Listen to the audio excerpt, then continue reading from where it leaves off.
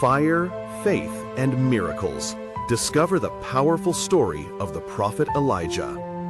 Who was the prophet Elijah?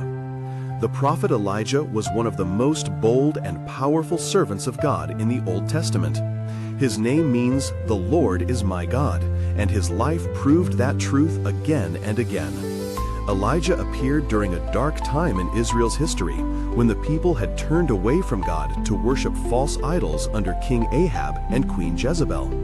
Yet, in the midst of corruption and idolatry, Elijah stood strong as God's voice of truth. Elijah's story begins with his dramatic prophecy that no rain would fall in Israel until God commanded it, a judgment against the nation's sin. For 3.5 years, drought covered the land. But God protected Elijah, feeding him through ravens and later through a widow whose small jar of oil never ran dry. Each miracle showed that the Lord alone had power over life and creation. One of the most famous moments in Elijah's life was his confrontation on Mount Carmel.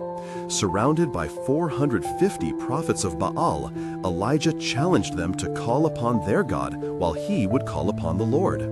When Elijah prayed, fire fell from heaven and consumed the sacrifice, proving that the Lord is the one true God. The people fell on their faces, crying out, "The Lord, He is God!" Yet even this mighty prophet knew fear and weakness. After Jezebel threatened his life, Elijah fled into the wilderness, feeling hopeless and alone. But God met him gently, not in wind or fire, but in a still, small voice, reminding him that divine strength often comes in quiet reassurance. Elijah's story ends as powerfully as it began, taken up to heaven in a whirlwind, riding in a chariot of fire. His life reminds us that God can use one faithful person to change a nation. Don't forget to follow Bible Light 7668 so you won't miss the next video. And please share this message with someone who loves learning about the heroes of faith. You never know how much they might thank you in the future.